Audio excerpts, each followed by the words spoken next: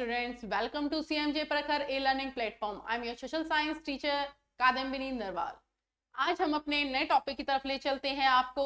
तो एक बार हम आपको बता देते हैं, लास्ट क्लास में हमने जो है श्रीलंकन तमिल्स के बीच में और जो सिन्हालास थे उनके बीच में जो है हमने पावर शेयरिंग का देखा था कि सभी पावर्स जो है वो किसको चली गई थी, सिन्हालास को चली गई थी, जिसकी वजह से श्रीलंकन तमिल्स का क्या रिएक्शन आया था वो हमने लास्ट क्लास के अंदर पढ़ा था। अब हम अपना नया टॉपिक लेकर आए हैं। नए टॉपिक पे चलते हैं हम, एकोमोडेशन इन बेल्जियम, यानी कि बेल्जियम के अंदर एकोमोडेशन। अब आप देख सकते हैं स्क्रीन के ऊपर आपको नजर आ रहा है, ये तो क्या है हमारा, यानी कि बेल्जियम का फ्लैग है, जो कि आपको पता होना चाहिए कि किस तरीके से नजर आता है, कैसे वो दिखता है, कौन कौन से कलर्स है उसमें, तो ये आपको नॉलेज होनी जरूरी है।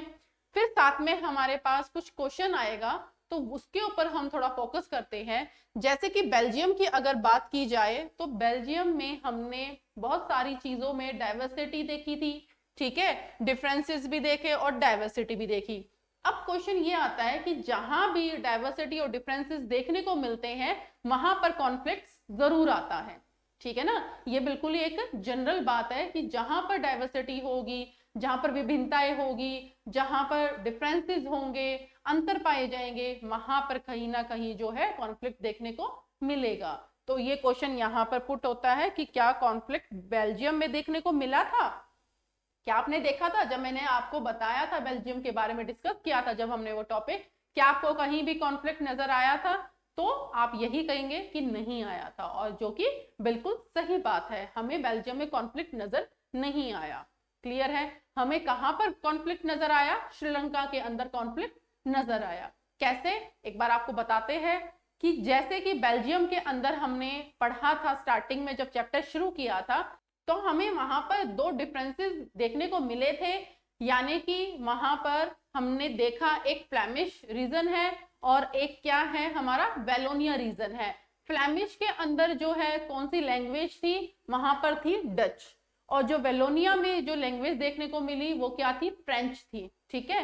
तो ये डिफरेंसेस देखने को मिले आपको, डाइवर्सिटीज आपको देखने को मिली, ये चीजें।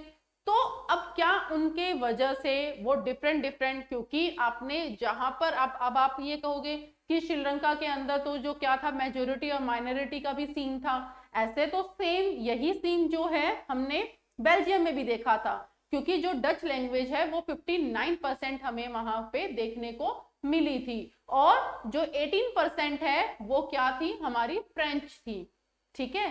तो क्या अब यहाँ पर भी तो मेजोरिटी और माइनॉरिटी का सिस्टम क्रिएट हुआ है, ठीक है। मेजोरिटी में क्या थी? हमारी डच लैंग्वेज है, और फ्रेंच जो है वो माइनॉरिटी के अंदर थी। बट अगर हम एज ए कैपिटल की बात करते हैं, अगर हम कैपिटल ब्रिसल की बात करते हैं, तो यानी कि बेल्जियम की जो राजधानी की बात करते हैं ब्रिसल्स की, तो वहां पर हमें कुछ अलग ही सीन देखने को मिला था। क्या देखने को मिला था? अगर हम ओवरऑल पूरे बेल्जियम की बात करते हैं तो मेजोरिटी के अंदर डच लैंग्वेज है, बट अगर हम ब्रिसल्स जो राजधानी है उसकी बात करते हैं तो वहां पर कुछ अपोजिट देखने को मिला। वहां पर फ्रेंच जो लैंग्वेज है वो मेजोरिटी के अंदर थी और माइनॉरिटी में डच लैंग्वेज थी। क्लियर है?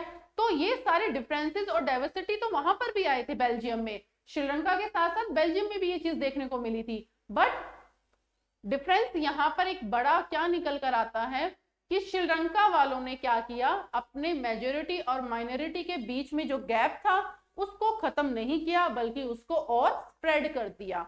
बट बेल्जियम वालों ने क्या किया, जो जितने डिफरेंसेस थे उसको उन्होंने खत्म करने की कोशिश की, उसे स्प्रेड नहीं किया, ठीक है। उनकी जो थॉट्स थे, जो उनके विचार थे वो पॉजिटिव थे, अपनी जनता को लेकर वो चाहते थे कि पूरा देश एकजुट होकर रहे, बल्कि श्रीलंका वालों ने इस चीज से बिल्कुल अपोजिट किया था, ठीक है। तो इसीलिए जो बेल्जियम है, बेल्जियम में हमने यही देखा था कि ये जितने भी डिफरेंसेस और डाइवर्सिटी हुई उसकी वजह से उन्होंने कॉन्फ्लिक्ट्स नहीं आने दिए। तो इस क्वेश्चन का आंसर यही होगा कि बेल्जियम में कॉन्फ्लिक्ट्स देखने को नहीं मिले थे, ठीक है। उसके लिए उन्होंने क्या किया था? The Belgium leaders took a different path.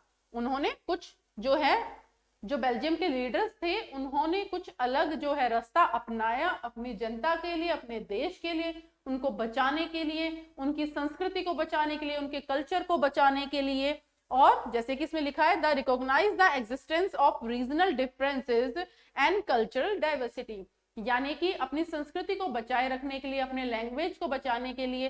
अब लैंग्वेज तो वहां पर भी दो थी, बट दोनों को जो है उन्होंने प्रायोरिटी रखी, दोनों को मान्यता दी, दोनों के अपने अपने इंपॉर्टेंस दिए उनको, जिससे कि उनके बीच में कॉन्फ्लिक्ट आ ही नहीं पाया।